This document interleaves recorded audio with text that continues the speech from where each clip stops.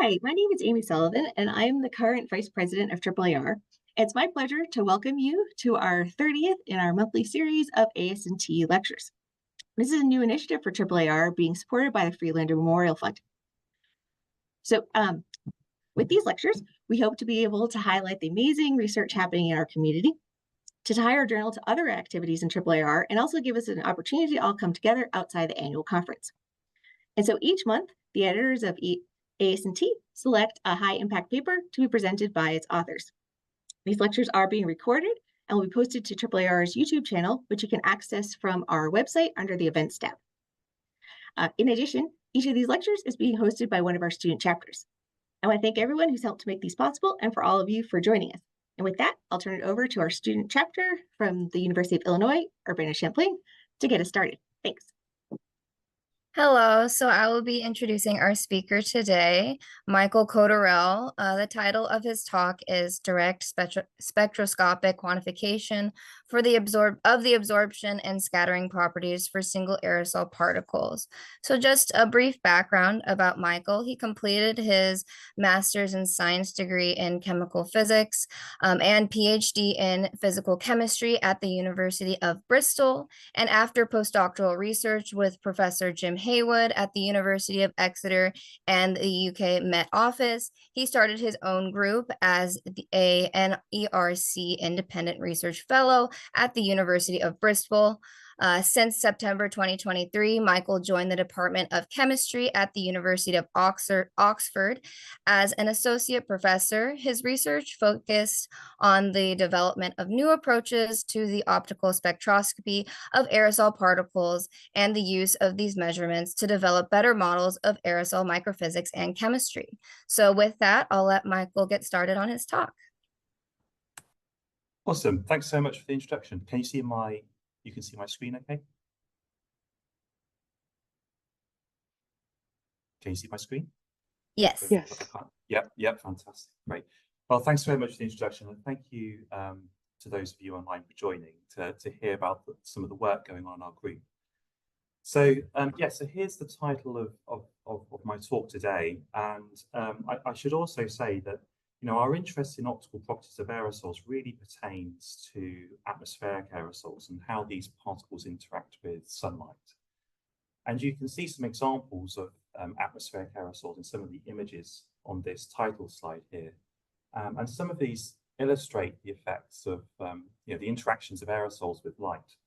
So for example, in this top left picture here, you can see some marine aerosol, which is interacting with sunlight to give this beautiful rainbow effect. And in this bottom right picture, you can see this is showing some satellite imagery where the red dots indicate some wildfires which are occurring over the southwest of the African continent. I think this is Namibia, and they're generating smoke, a smoke plume, a biomass burning plume, which is then affected over the Southeast Atlantic Ocean. And you can kind of see this grey smoke field that's affected out over the ocean. And some of this smoke is overlying the dark ocean surface. So the ocean has a very low albedo, whereas the smoke relative to the ocean has this, is relatively bright. So the smoke in this case is making is increasing the effective planetary albedo. But we've also got some cloud here, and cloud is very bright. And when the smoke is overlying the cloud, the smoke has this grey tinge to it, so it's not quite as reflective as cloud droplets. And so in this case, for the smoke overlying the cloud, it's reducing the effective planetary albedo. So you've got this interesting interplay of, yes, the aerosol microphysics, that the aerosol physicochemical properties are important in governing how scattering and absorbing those particles are. But you've got this interplay as well with atmospheric dynamics and where these aerosol plumes overlay, what kinds of surfaces these plumes overlay. So I was invited to talk today about this paper we published last year in Aerosol Science and Technology. And really what this paper did was kind of assess where we are currently with one of our measurement platforms in our lab, which uses this technique called cavity ring down spectroscopy to interrogate single aerosol particles, which are levitated at the center of this cavity ring down spectrometer. And we can use this technique to look at particles that are non-absorbing, absorbing, even non-spherical. And what cavity ring down spectroscopy provides us with is this measurement of something called the extinction cross sections. This quantifies how much light these particles are scattering and absorbing. And we can look at how this extinction cross section evolves as particles undergo changes in their physicochemical properties. So that could be a change in their particle size, a change in their composition, or a change in their internal structure. And we levitate these particles using a variety of different optical and electrodynamic traps. And I'll talk a little bit more later about how some of these work. Before we go on, though, I suppose I should say, in terms of what I'll talk about today, I'll talk about what the contents of this paper, what I was asked to talk about. But I want to also present some of the underlying theory behind how light interacts with particles, and some of the previous work which kind of led up to the work that was in this paper. And then I'll end with just talking a little bit about what we're working on at the moment. But first, why are we interested in aerosol optical properties? Well, it turns out that the way in which these particles in our atmosphere interact with light continue to represent one of the largest uncertainties in climate models. So some of these particles in our atmosphere are very strongly light scattering. And by scattering, for example, sunlight back into space, these particles help to cool the atmospheric column. Now, conversely, some of these particles are very strongly light absorbing. This can heat the atmosphere. And as I've said, these processes are very uncertain. This is particularly the case for light absorption. Now, to understand why this uncertainty arises, in part it arises because of the complexity of these aerosol particles in our atmosphere. So to really illustrate this complexity, let's just consider one example, one source of aerosol in the atmosphere. Let's consider a wildfire. So in these wildfire plumes, these wildfires are producing lots of soot particles, and these soot particles are really quite complicated. They're complex aggregates of these little spherules, these soot spherules. But co-emitted with these plumes are lots of organic vapors, which can rapidly condense onto existing particles or form new organic particles in their own right. And as with any combustion process, we're producing vast amounts of water vapor as well, which can rapidly condense onto particle surfaces. So already at the point of emission, we've got this picture of complexity and diversity in chemical and physical properties of these particles. But then these particles can remain in the troposphere for several days. And over this time scale, these particles continue to undergo physical and chemical processing. So, for example, you've got continuous dynamic partitioning of these semi-volatile and low volatility organic compounds between the gas phase and the particle. If this particle contains some chromophoric material that might undergo photobleaching. You've also got water partitioning between the particle and the gas phase, and that will change as particle plumes are advected through the atmospheric column, and the humidity of that column is changing. And you've also got oxidants in the atmosphere, which will change the chemical composition of the organic phase of these particles. So the picture I'm trying to paint here is that we've got this temporal and spatial variability and diversity in aerosol physical and chemical properties. And depending on the particle size and its composition and its internal structure, this changes how these particles will interact with light, how light is scattered and absorbed. So this complexity is really at the heart of why there's so much uncertainty associated with these processes. So what we try to do, what we do in our group, is we use laser-based spectroscopy to interrogate aerosol particles and try to understand from kind of a bottom-up approach how the physicochemical properties of particles affect how much light they scatter and absorb. And we do this in a variety of different ways. So one way with which we apply these laser-based spectrometers is to look at ensembles of particles, where at any moment in time within our spectroscopic probe beam, there could be anywhere between 10, maybe up to 10 million particles per cubic centimeter being interrogated.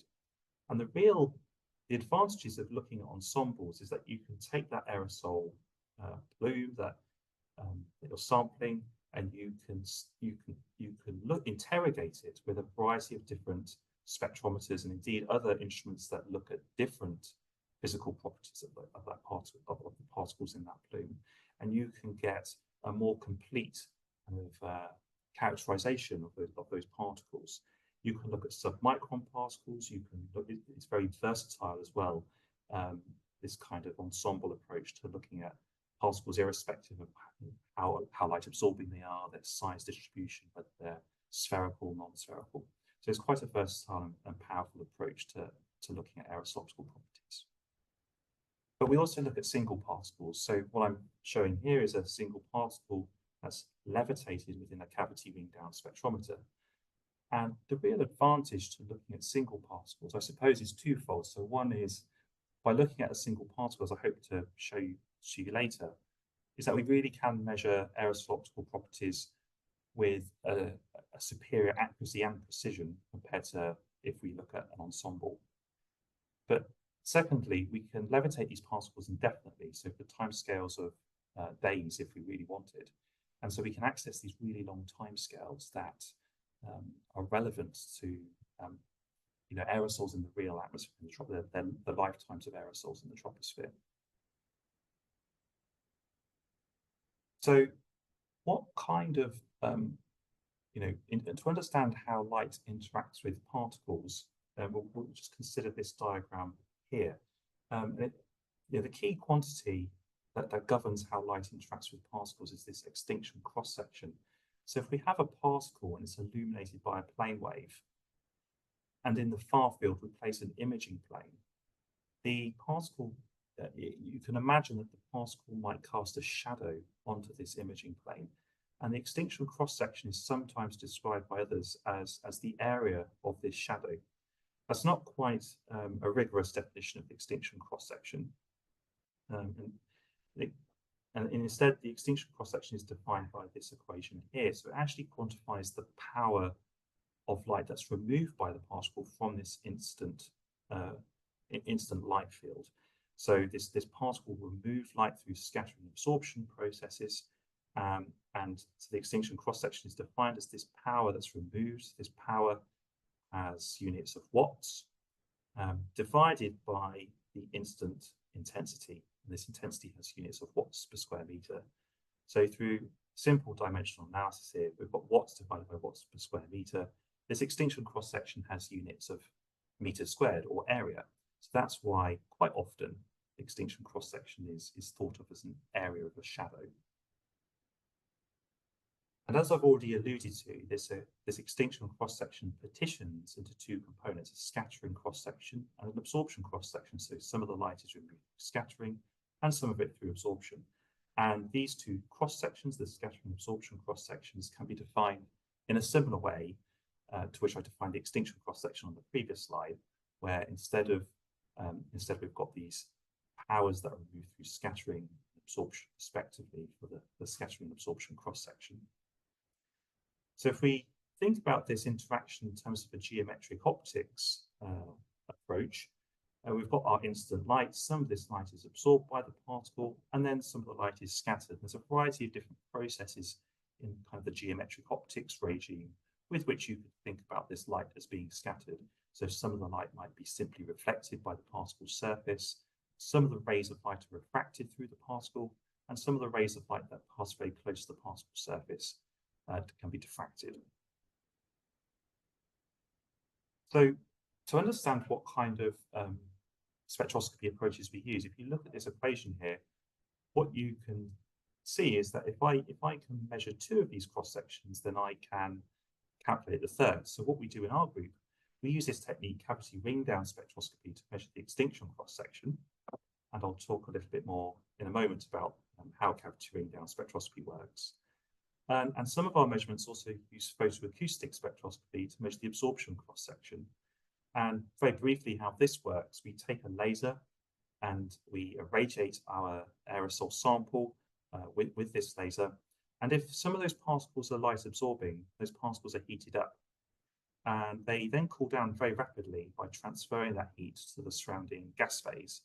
And when the gas phase is heated, it undergoes adiabatic expansion and generates a pressure wave or acoustic wave. And we listen for that acoustic wave with a very sensitive microphone. And the amplitude of that microphone response is directly proportional to this absorption cross-section. And if we can measure these cross-sections, that tells us about the microphysical properties of a particle. Or put another way, these cross-sections depend on the physical and chemical properties of these particles. And there are really 4 types of properties that dictate these cross-sections. So one is particle size. Very broadly, the larger a particle is, the larger extinction, the larger these cross-sections in general are. Particle composition is critical, and this is directly connected to a quantity called the refractive index. And many of you will be very familiar with refractive index, but what some might not appreciate is that this is a complex number. So it's a complex property with a real component n and an imaginary component k. And again, very broadly, the larger this real component n is, the larger the scattering cross-section will be. And similarly, the larger the imaginary component of the refractive index is, the larger the absorption cross-section will be. This is quite a simplification because the scattering cross-section is k, and similarly, the absorption cross-section will depend on n. But this is kind of a broad separation that's kind of a good rule of thumb. The particle morphology is also important, and the particle phase, so whether the particle is homogeneous or it might have some internal structure. But if the particles can be assumed to be spherical and homogeneous, or we can control the particles that we know that they're spherical and we know they're homogeneous, then we can use a relatively simple optical model called Lorentz-Mean theory to predict these cross-sections for particles with a known size and refractive index. So let's just look at some of these cross-section these cross-sections for some example particles. So what I've got here is a simulation using the Lorentz-Mean theory of cross-section versus particle size. So in this case, we're looking at an aqueous sodium chloride droplet in an environment where the relative humidity is 65%. And the particle is illuminated by a 500 nanometer wavelength light source. And under these conditions, the complex refractive index m of the particle takes a value of, with a real component n of 1.4 and an imaginary component k of 0. So the particle is non-absorbing. And what you can see here is that you've got the black line here is our extinction cross-section.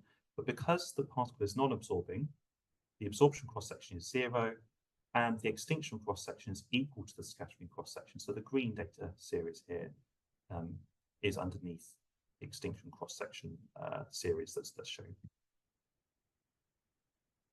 Now, there's 2 features to these distributions which I should probably point out early on in the talk. So one is you can see that we've got this broad kind of periodic nature to the extinction cross-section. So where, for example, here the extinction cross-section is increasing, then reaches a plateau, and it increases again, larger sizes, and kind of plateaus again. And we call this broad structure the interference structure. And kind of very simply, this arises from the interference of light, or rays of light that are refracted and diffracted by the particle with light rays that pass around the particle. And that's what, in a very simple picture, gives rise to this interference structure.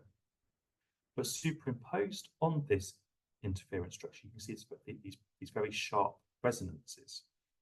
And we call this the ripple structure. Some people also call these resonances morphology-dependent resonances, or whispering gallery. Most of this might be a terminology that you've also heard of. And this arises from the coupling of the light into the particle, and the particle acting like an optical resonator, or it is an optical resonator. So one analogy might be a church bell or a musical instrument, where a musical instrument, for example, can sustain certain frequencies of sound waves. In the same way, light can couple into certain geometries of particle and be sustained within those particles and be amplified. So when this occurs, the light waves they couple into a standing wave mode of the particle and become and their intensity within the particle becomes amplified. So that was non-absorbing particles. Let's now look at an absorbing particle. So here I'm simulating the cross sections for a particle with a complex refractive index, which is similar to that of black carbon. So the real component is 1.95 and the imaginary component is 0.79. And now you can really see the separation of the extinction cross section into the scattering and absorption components. But what you can also see is that this ripple structure that we saw in the last plot is now completely lost. And that's because when these particles are light absorbing, when a light ray couples into a particle, it might undergo total internal reflection. But as this ray propagates around the circumference of the particle, it's continuous, it's absorbed, and so it decays as it propagates. And so it's not able to the ray is not able to make its way full circumference around the particle and undergo constructive interference with itself. So we don't see this ripple structure when particles are light absorbing because of this attenuation, because of this damping. If we look at this in a more kind of controlled way, what I've got here are extinction cross-section distributions again for 3 different particles with the same real component refractive index, but for different absorption strengths. So here I'm increasing the imaginary component from 1 part in 1,000 to 1 part in 100 to 1 part in 10. And what you can see is that as we increase the imaginary refractive index from 1 part in 1,000 to 1 part in 100, we get this damping of the ripple structure. And as we increase the imaginary component of the refractive index further to 0.1, we get this damping of the underlying interference structure. And one key takeaway from this is that there are these unique pairs of real and imaginary refractive index that give you this kind of this extinction cross-section distribution, or rather the extinction cross-section distribution that I'm showing that you can see here acts as a unique fingerprint which corresponds to a unique pairing of the real and imaginary refractive index. So we can use this information to tell us about the refractive index of a particle. So this is kind of illustrated by by Bohr and Huffman. So this is a fantastic textbook that I'd recommend to anybody, and they talk about it as follows. So the situation that I've just described is trying to understand the tracks of a dragon. So we know what the dragon is. We know what I've talked about on the last couple of slides. We know what the particle refractive index is, and I've simulated the optical cross sections using Lorentz B theory, given that refractive index. But can we go the other way? Can we take observations of the dragon's tracks? That is, can we take measurements of cross section and work out what the dragon is? Can we work out what the refractive index of our particles is through some kind of inverse retrieval process? But why are we interested? Why are we so dogmatic about wanting to know what the refractive index of these particles is? Well, as I've already kind of alluded to earlier on in the talk, the refractive index is a critical property in simulating, and calculating, doing radiative transfer calculations in climate models.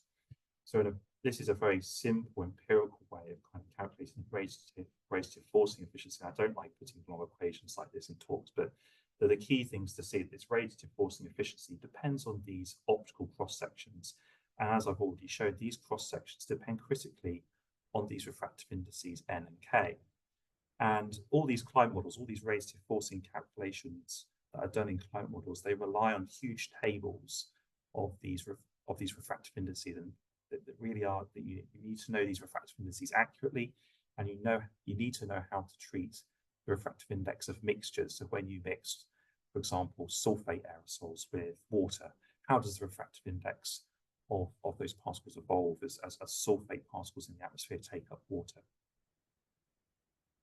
But secondly, as a chemist, this refractive index is directly connected to chemical composition. So this complex refractive index depends on the molecular polarizability of the molecules that constitute this particle.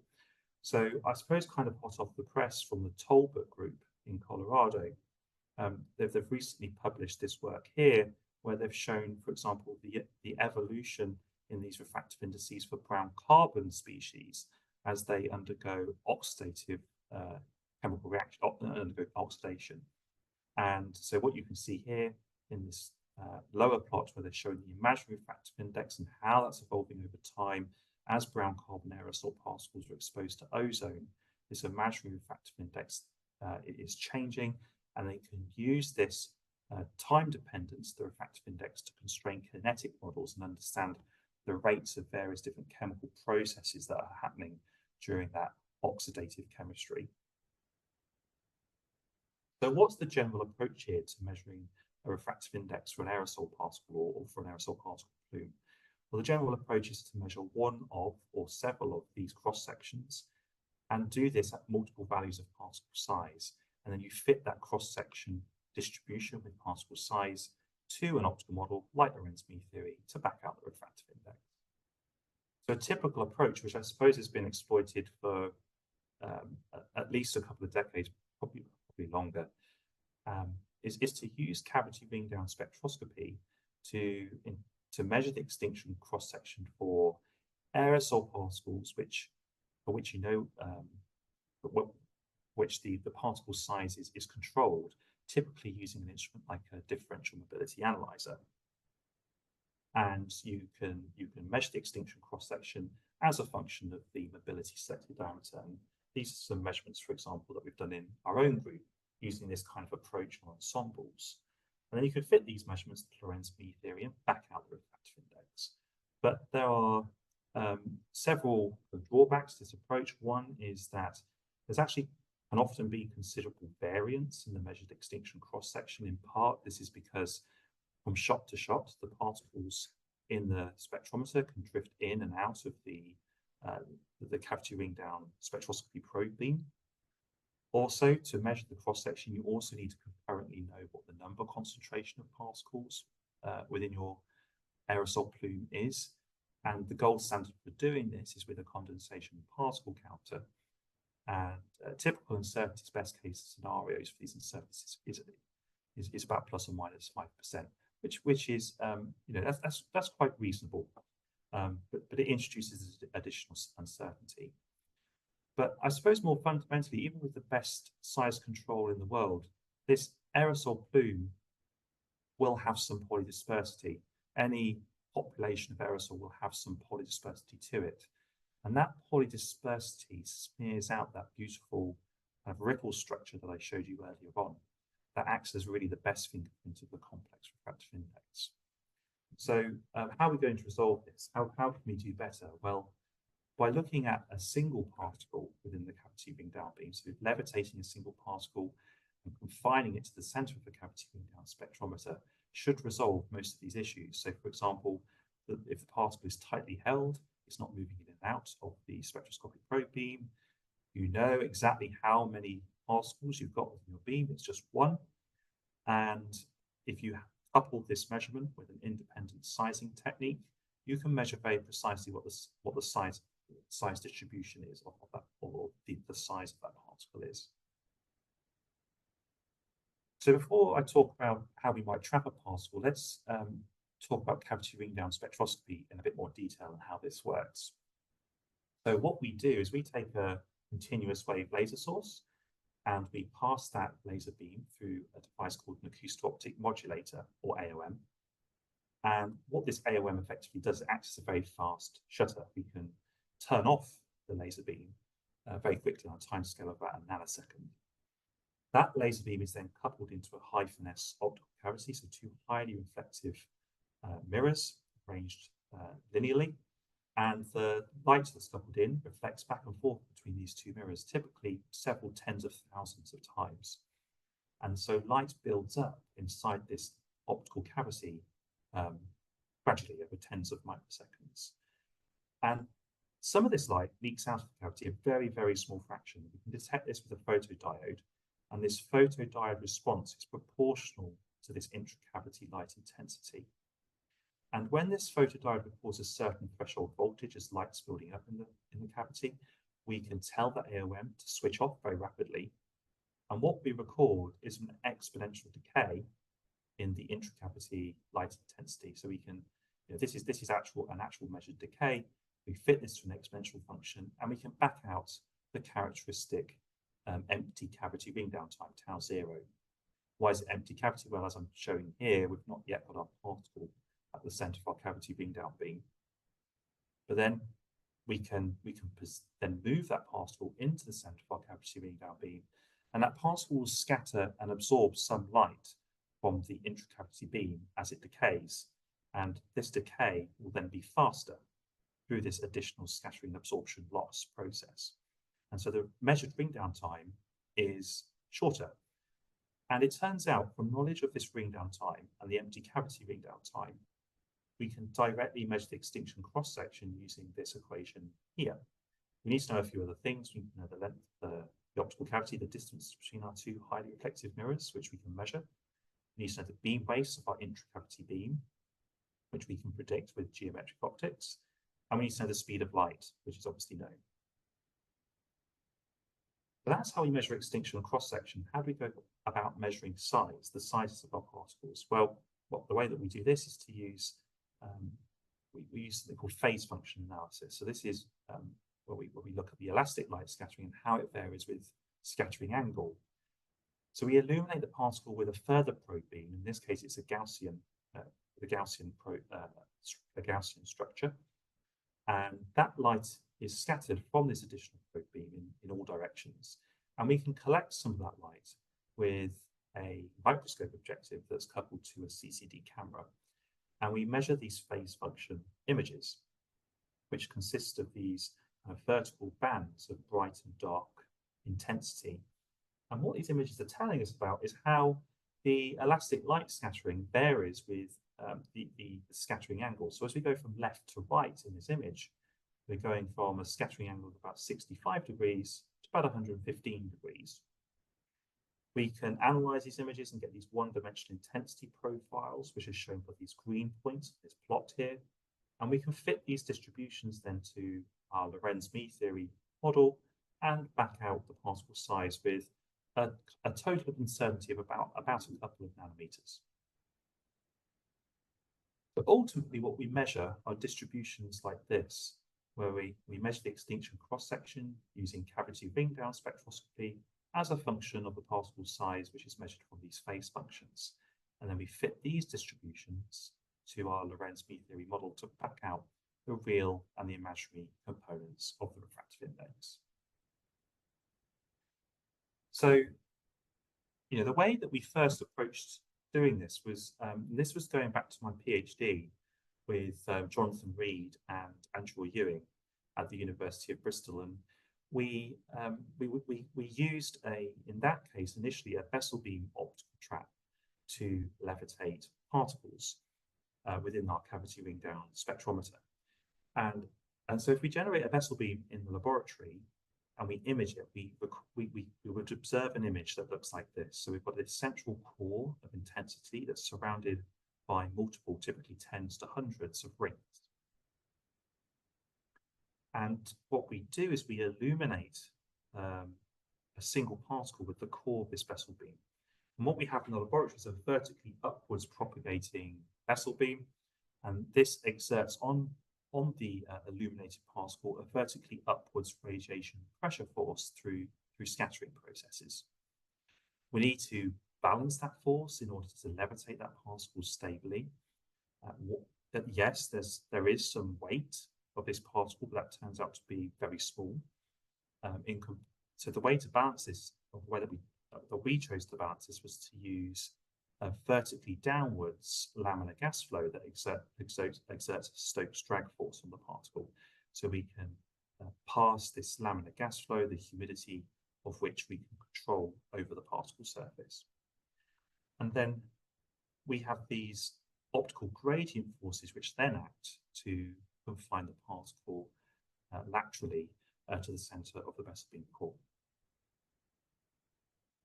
So let's just consider an example measurement here. And what we're looking at here is at the beginning of the experiment, we're levitating a particle, an aqueous droplet that contains sodium nitrate. And we're levitating that particle in an environment with a high relative humidity. So the RH is about 80%. And then gradually and controllably over time, we lower that relative humidity. And as we do so, water petitions from the particle into the surrounding gas phase. And the particle shrinks. It becomes smaller in size, but also its composition changes because sodium nitrate is involatile. So the sodium nitrate concentration increases as the particle reduces in size. And this is important because if the composition of the particle is changing, remember from earlier, that means the refractive index of the particle is also evolving over the measurement timescale. In the lower plot, what I'm showing are these measurements of extinction cross-section as a function of the measured radius of the particle through these red points. And it looks like our data is quite noisy, but it's not. It's actually this kind of broadening of this structure is expected.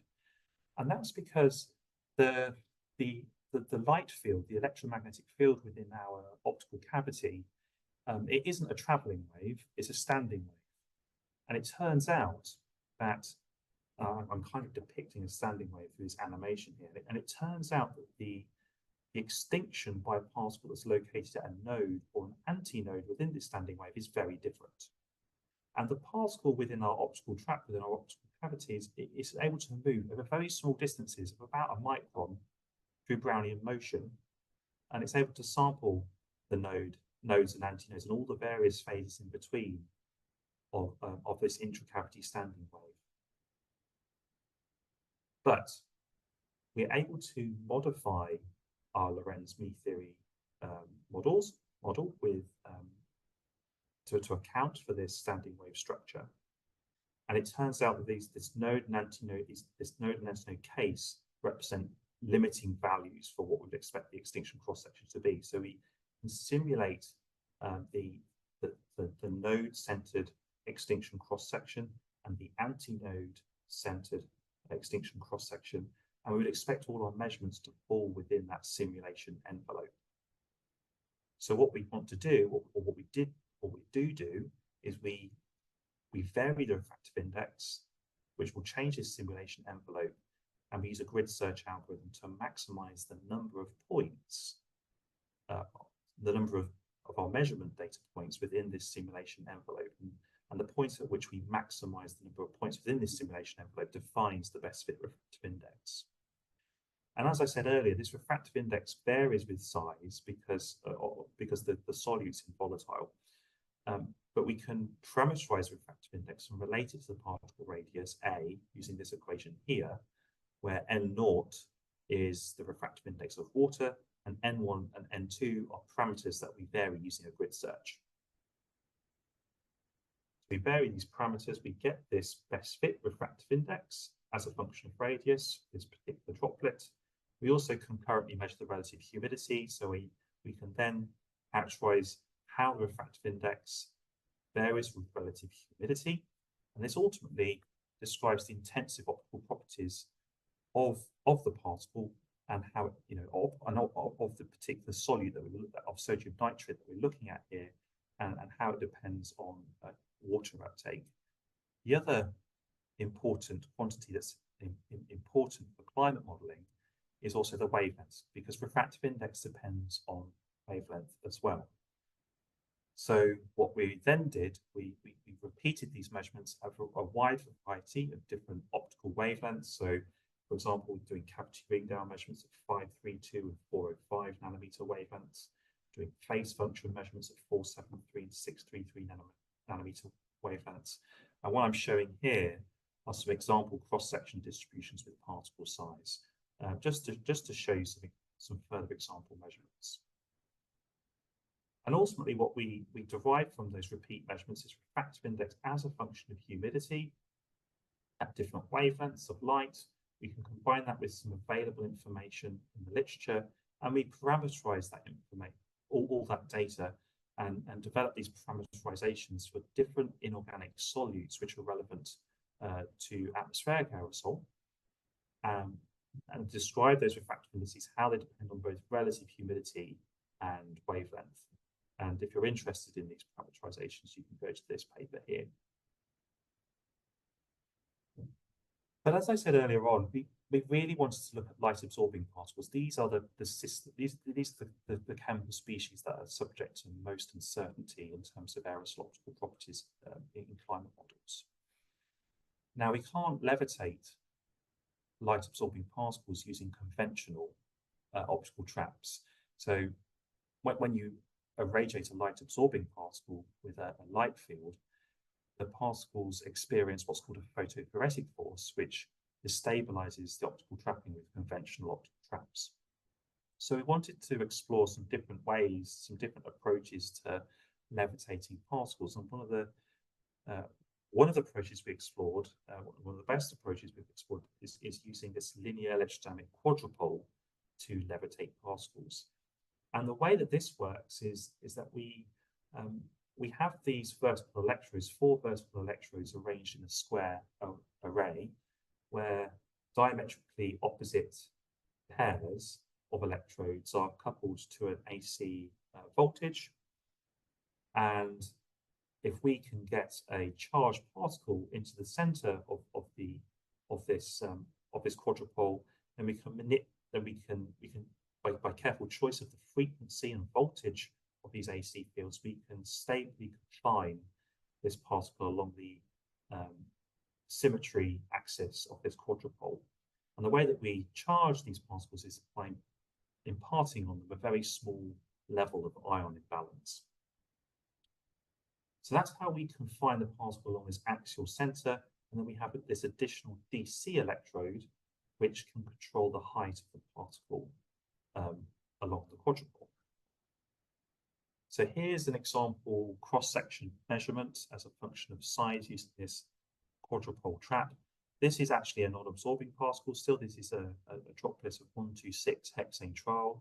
So this is a semi-volatile organic aerosol system, and we've not got any water here. It's under dry conditions, and the particles just simply evaporating steadily over time, revealing this beautiful resonance structure.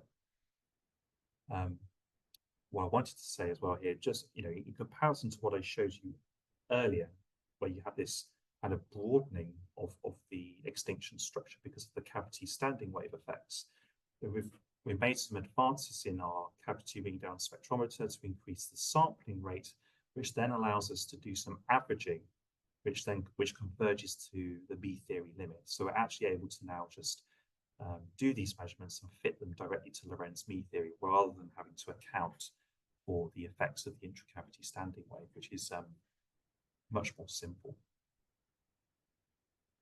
That's a non-absorbing particle, but we can take that hexane trial droplet and we can progressively dope it with increasing concentrations of an volatile dye called nigrazine. And as we do this, if you look very carefully, what you might be able to see is that this resonance structure becomes progressively damped. And this acts as a fingerprint of the refractive index. So we can use this dampening to tell us about the refractive index of these particles. So again, we fit our Lorentz mean theory model to our measured data, and we can back out these retrievals for refractive index and how that's varying with particle size. So in this case, I've got the imaginary refractive index as a function of the radius, and the solid blue line is showing what we retrieved. Now, why does it vary?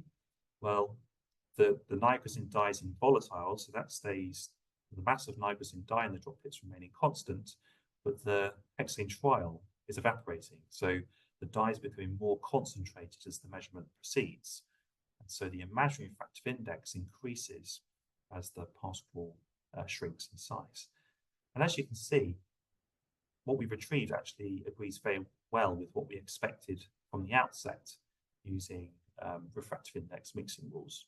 So it indicates that we're able to measure or retrieve rather these refractive indices with accuracy and precision.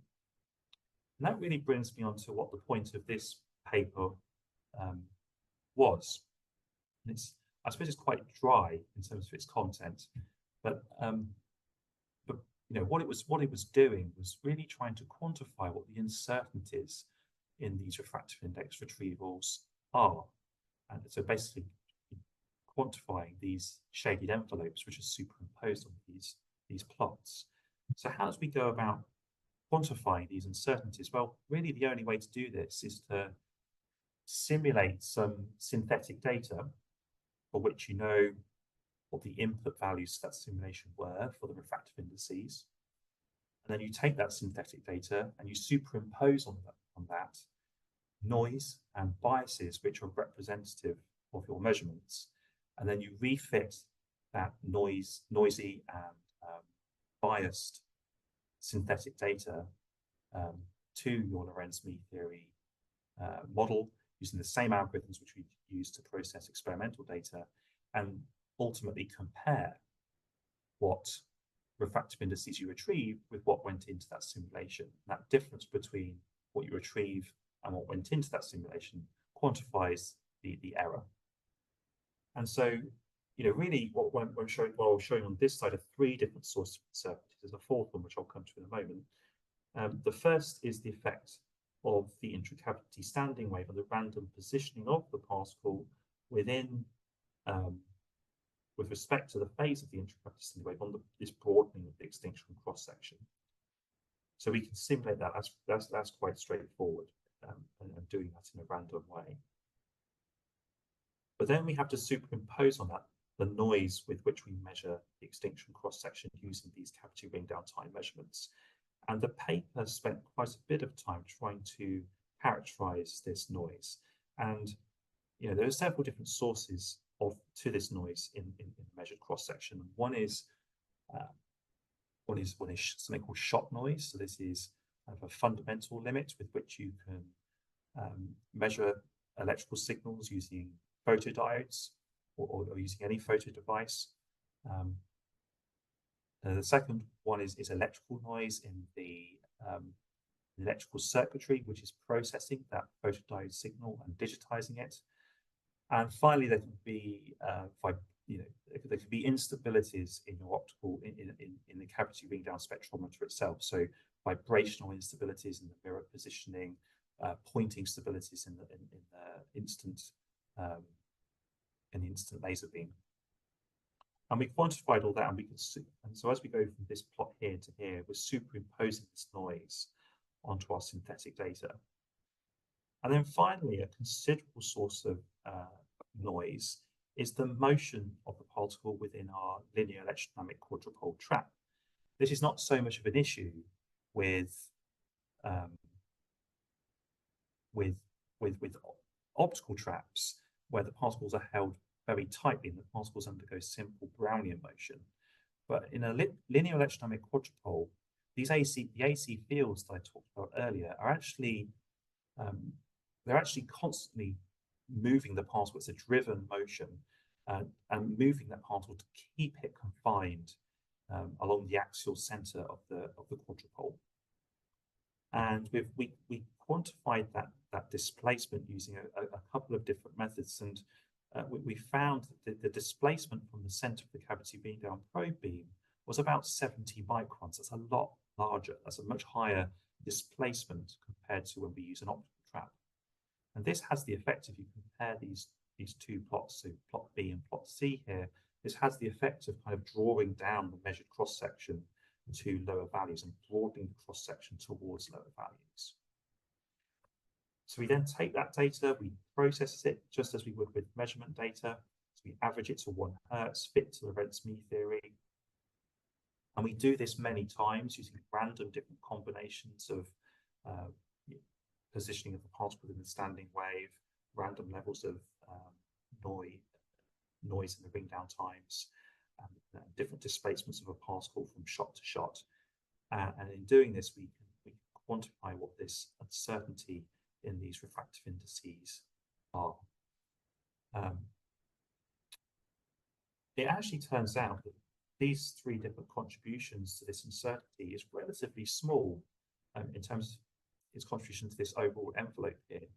And the largest uncertainty actually comes from the accuracy with which you can determine the particle size from phase function images. Now, with non-absorbing particles, it's relatively accurate to get the particle size. But when particles become more light absorbing, you have to choose the wavelength of your phase function illumination beam judiciously. So as if particles are, if they're appreciably light absorbing at the phase function illumination wavelength, you can get significant biases in the particle size that you measure of upwards of 10 nanometers, which is quite large. And that increases quite a bit the uncertainty with which you can get these refractive indices. So I think I've just got a couple of more minutes to talk. So I just thought I'd end by talking about what we're doing, what our current work is doing. And so we're really trying to now apply the platform that we've got to actual ground carbon chromophores that we find in the natural environment within the atmosphere. And many studies have shown that in terms of ground carbon, so organic carbon, so organic species in the atmosphere that absorb light, one of the dominant contributors to light absorption in the visible spectrum are these class of molecules called nitric aromatics. And there's many different molecules within this class, and we've been really interested in this particular molecule initially called 4-nitrocatechol. And the reason for this is mainly because the volatility of 4-nitrocatechol, how quickly 4-nitrocatechol evaporates, is particularly amenable to our particular measurement platform. It doesn't evaporate too quickly or too slowly. And there's been increasing interest over the last few years by a number of groups in 4-nitrocatechol and increasingly on its optical properties. And one thing that is quite important is the fact that 4-nitrocatechol is not just a single species, but it's a weak acid, so it's readily deprotonated under conditions that are commonly found in the atmosphere. So it's got this pKa of about 6.7, and it deprotonates to its singly deprotonated phenolate, and it does have another pK at higher pH values, but this is not really that relevant to atmospheric systems. And these different forms of the 4-nitrocatechol have very different optical properties. And so what you can see here are some fractionation curves that show how, as a mass fraction, how much of each of these species is present at different pHs. And so what you can see is, for example, a pH of 5, which is you might expect under to find with atmospheric aerosols, you probably got only a very small fraction of the singly deprotonated phenolate. But if we look at the UV vis spectra, so these are measurements that we've done of the imaginary refractive index using just simple bulk UV vis spectroscopy measurements. The singly deprotonated phenolate, which is shown in green here, has a much, much higher imaginary refractive index in the visible spectrum compared to the fully protonated 4-nitrocatechol, which is shown by the blue curve. And so actually, the optical properties of the singly deprotonated phenolate can become very, very important in terms of absorption strength. And these particles can be very absorbing. And that's really shown in these measurements that we did using our quadrupole back-coupled to cavity ring-down spectroscopy. So again, I'm showing these cross-section distributions as a function of particle size for aqueous droplets that contain these 4-nitrocatechol molecules. And steadily over time, the 4-nitrocatechol evaporates from the particle, taking with it a commensurate amount of water vapor. And so these particles show, the first thing to really show here, or to note, is that these are really damp. These are really light absorbing. These are the most light absorbing particles we have looked at with this instrument. You have no ripple structure whatsoever, and the interference structure is damped as well. So that already tells you these particles are really light absorbing. And we've done these measurements at different humidities. We've characterized the refractive indices of these particles, the N and the K, as a function of relative humidity for these aqueous droplets. And then finally, we did some detective work, some quite tedious analysis, where we use these measurements in combination with our UV-vis measurements of the imaginary refractive index and these fractionation curves, as well as a couple of models, one of which is Kramer's Kronig model, which allows us to convert these distributions into a relative distribution in the real refractive index and a molar refraction mixing rule as well.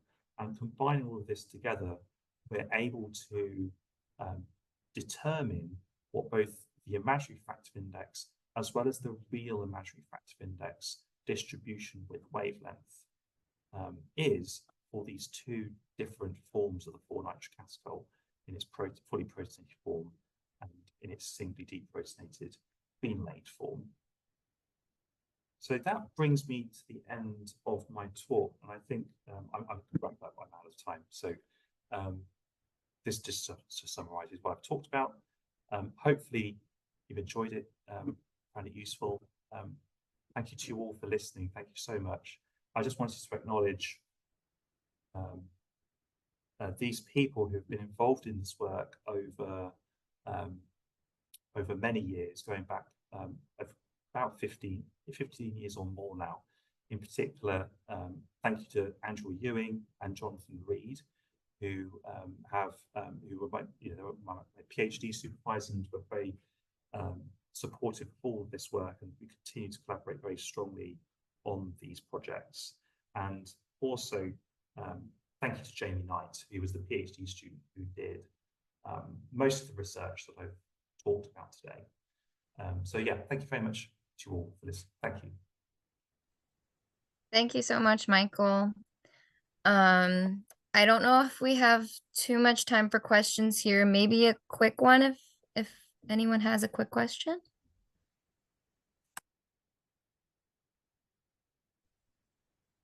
I have one question.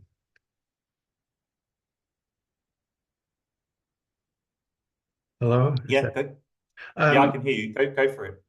Yeah, very interesting presentation. Toward the end there, I was wondering if there are measurements on macroscopic quantities of the various pure liquids for the refractive index, real and imaginary part, or whether you're saying that you can't really isolate, you always have all three species present. I wasn't sure about macroscopic, what you get for the macroscopic values versus your measurements. Yeah. So we can straightforwardly do these measurements for the two different forms of 4-nitric catechol by just controlling the pH of the bulk solution and measuring these UV-vis spectra and getting the K distribution. But I suppose I probably didn't emphasize enough, it's getting to the real refractive index distribution. That's the challenge. So getting the real refractive index as a function of wavelength for the two different forms is really difficult. And you can do refractometer measurements. In principle, you could do refractometer measurements at one wavelength, and that would, but that's for an aqueous solution. But trying to get what the pure component, real refractive index is from that refractometer measurement is really challenging. That's because the solubility of the 4-nitric acetyl is very poor. So some of the common methods for extrapolating to the pure solute melt state is you can't apply those with these kind of species which have such low solubilities. So yours, you have solutions in water. They're not these pure molecules. Yeah, there's solutions in solutions in water. I suppose, yeah, there could be ways of getting the real refractive index distribution for a solid. I suppose you could use something like, you could spin coat a substrate and use something like spectroscopic ellipsometry to get the real refractive index distribution for the solid material. Yes. But we've not tried that.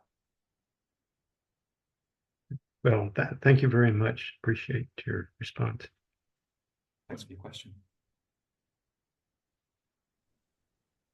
Okay, I think that wraps up our time here. I think there were a few questions in the chat, maybe corresponding via email.